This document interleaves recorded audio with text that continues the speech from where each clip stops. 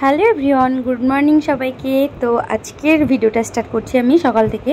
তো খুব সকালে ঘুম থেকে উঠে পড়েছি, 5টার দিক ঘুম থেকে উঠেই আমি স্নান দান করে নিয়েছি আশেপাশে কাজ করে। তার কারণ আজকে হচ্ছে মনসা পূজা। তো সেই কারণেই আমি খুব সকাল সকাল উঠে গেছি। আর সকাল সকাল উঠেই আমি সমস্ত কাজ হয়ে ফুল টুল তুলে নিয়ে এখানে বাবা দেখো কলার ঢোঙা নিয়ে এসছে, কারণ আজকে মনসা পূজা দুধ কলা দিতে হবে। তো আমরা তো এই সময় পুজো করি না, আমাদের বাড়িতে নাগনাগিনী ঠাকুর আছে। তো দেখো হাঁড়ির মধ্যে কলা কিন্তু জাগে দেওয়া হয়েছে। হ্যাঁ, তো আমাদের গাছের কলা, মানিক কলা এগুলো। তো সেগুলো খুব একটা পাকেনি, মোটামুটি পেকেছে। আর কালকে পেকেছিল ওগুলো হচ্ছে এই যে ঘরে দেখো দুছড়ি আছে। তো যাই হোক, এবার আমি তোমাদেরকে দেখাবো যে কলার এই যে কি বলে এগুলো, ছাল দিয়ে কলার ঢোঙা কি করে বানায়। আর এদিকে দেখো আমার পুচুনিটা এখনও ঘুমিয়ে আছে। আমি সকালবেলা উঠে গেছি, এখন প্রায় বাজে 7:30 কি 8টা। তো ও এখনও ঘুম থেকে ওঠেনি। তো তারপরে আমি বসে পড়েছি কলার ঢোঙাগুলো কাটার জন্য, কলার ঢোঙা বানানোর জন্য, দুধ কলা দেওয়ার জন্য। জানি না তোমাদের মধ্যে দেয় কি না এগুলো, আমাদের মধ্যে আমরা দেই, তাই সেটাই তোমাদেরকে দেখাচ্ছি। আর আমার শ্বশুরমশাই এগুলো এনে দিয়ে চলে গেছে, বললাম সকাল সকাল বানিয়ে দিতে। তো বাবা কিন্তু বানিয়ে দিল না, বাবা বাজারে গেল, সেই কারণে বানিয়ে দেয়নি। তো বাবা বললো তুমি বানিয়ে নাও।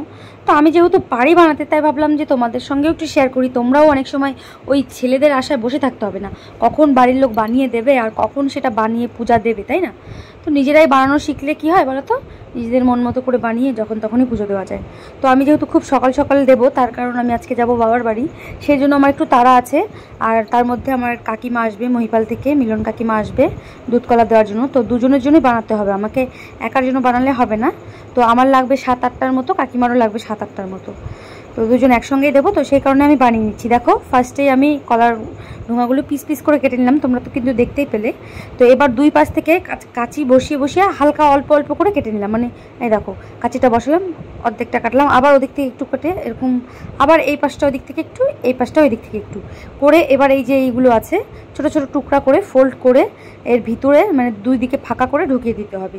তাহলে ওই সামনের দিকটা উঁচু হয়ে যাবে। উঁচু হলে ওতে যদি আমি দুধ আর কলা দেই না, তাহলে কিন্তু ওটা পড়বে না।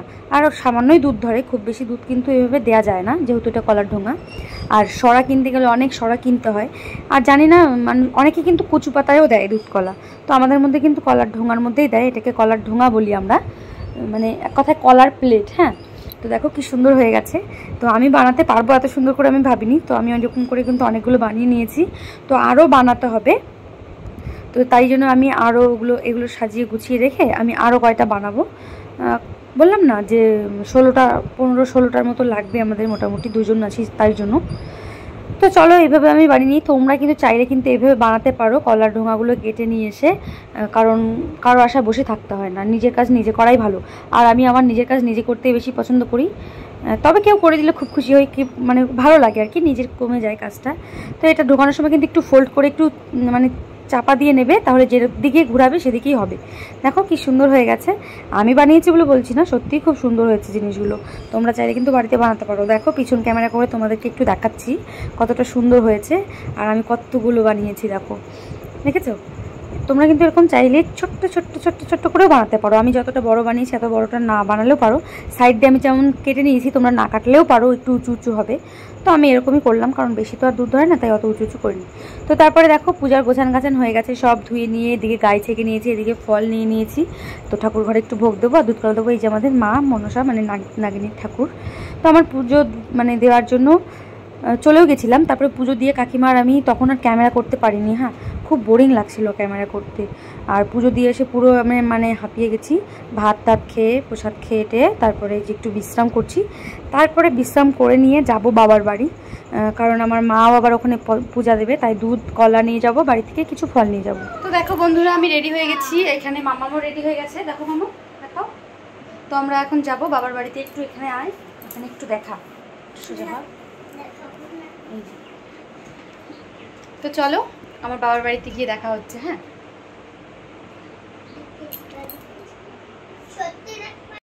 তো বাবার বাড়িতে যাওয়ার জন্য ফার্স্টে আমাকে কি করতে হবে, রেডি তো হয়েই গেছি। রেডি হয়ে এবার আমাকে আমার স্কুটিটা বের করতে হবে। তো স্কুটিটা বের করার জন্য আমি প্রথমে এক জায়গায় মোবাইলটা স্টিক করে দিলাম। তার কারণ কি বলো তো, প্রচুর অসুবিধা হয় ক্যামেরা করতে। তাও তোমরা লাইক কমেন্ট শেয়ার করো না, দেখো না ঠিকঠাক ভিডিওগুলো, একটু দেখে ছেড়ে দাও। কতটা কষ্ট হয় জানো ভিডিও বানাতে, তোমরা জানোই না। দেখো কতটা কষ্ট করে গাড়ি বের করছি, কতটা কষ্ট করে ক্যামেরা করছি, গাড়িটা বের করে এসে আবার ক্যামেরাটা মানে বন্ধ করছি, কেউ ক্যামেরা করার নেই যে। তারপরে চলে এসেছি বাবার বাড়িতে, আর আমার মামামের হাতে কত কিছু দিয়ে দিয়েছি দেখো, ফল, তারপরে এখানে আমার হাতে আছে কলা, দুধ, মানে যাবতীয়। তারপরে এখানে বসে আমার বৌদি ওদের সঙ্গে একটু গল্প করছি, আমার বৌদি ওরা এখানটায় হচ্ছে বসে বসে খাবার খাচ্ছে। তো এসে নিয়ে না মাকে সব কিছু দিয়ে মাকে বললাম পুজো করো মা। তো মা পুজো করছে আর আমরা বাগানে বসে বসে একটু আড্ডা মারছি। তো এটা আমার ভাস্তি, আমার সুজন দাদা আছে, সুজন দাদার মেয়ে, আর এটা যে ওই বৌদিটা বসে আছে ওই বৌদির কিন্তু এটা মেয়ে হয়। আর দেখো আমাদের সাইডের ভিউটা কতটা সুন্দর, সবুজে সবুজ। আমাদের বাড়িটা না একটু জঙ্গল জঙ্গল টাইপের, হ্যাঁ বলি সত্যি কথা। দেখো চারপাশে শুধু গাছ আর গাছ। আর এই যে পুচুনিটা, এই যে আমাদের বাড়িটা, এই যে আমাদের মন্দিরটা দেখা যাচ্ছে, এই যে পাট নাড়া, এই যে বৌদি ওদের বাড়ি। তো এখানে বসে বসে এবার বৌদির সঙ্গে কিছুক্ষণ গল্প করব, তারপরে যাব আমি আর একটা দাদার বাড়িতে, তারপর বেরোবো কিন্তু প্রসাদ খেতে, ঠিক আছে? তো প্রসাদ খাই কার কার বাড়িতে দেখি, চেষ্টা করব উঠানোর, কারণ মেঘমেঘ করছে। তো ফার্স্টেই চলে আসলাম আমাদের পাড়া একটা মানে দিদির বাড়িতে, আমাদের কাছেই, মানে 2-3টা বাড়ির আগে আর কি, আমাদের বাড়ির 2-3টা বাড়ির আগে, ওদের বাড়ির পরে আমাদের বাড়ি। তো এখান থেকে প্রসাদ নিয়ে নিলাম, এবার ওদের বাড়িতে বসেই খাচ্ছি। প্রসাদ নিতেও আসলাম আমি, আর প্রচুর পরিমাণে বৃষ্টি। তো বৃষ্টি দেখছি আর বসে বসে খাচ্ছি দিদির বাড়িতে প্রসাদ। আর এই দিদি না আমার ছোটোবেলার থেকেই খুব ফেভারিট, মানে দিদির কাছে যাই সবসময়ের জন্য বাড়িতে গেলে, আর কাছাকাছি তো, আর খাওয়া দাওয়া করি ওদের বাড়িতে, ভালো লাগে বেশ। তো দেখো খেয়ে নিচ্ছি ওদের বাড়িতে লুচি, ওদের বাড়িতে খিচুড়ি করেনি, ও বেশি মানে বড়সড় করে না, ছোটো মোটো। আর দেখো এখানটা কতটা জোরে বৃষ্টি হচ্ছে, আমার মেয়েটা এখানে দুষ্টু করছে, প্রচুর জোরে কিন্তু বৃষ্টি হচ্ছে। মোবাইলে মনে হচ্ছে খুব আস্তে হচ্ছে, আসলে না, প্রচুর জোরেই কিন্তু বৃষ্টিটা হচ্ছে। তো চলো এবার আর একটা বাড়িতে যাওয়া যাক।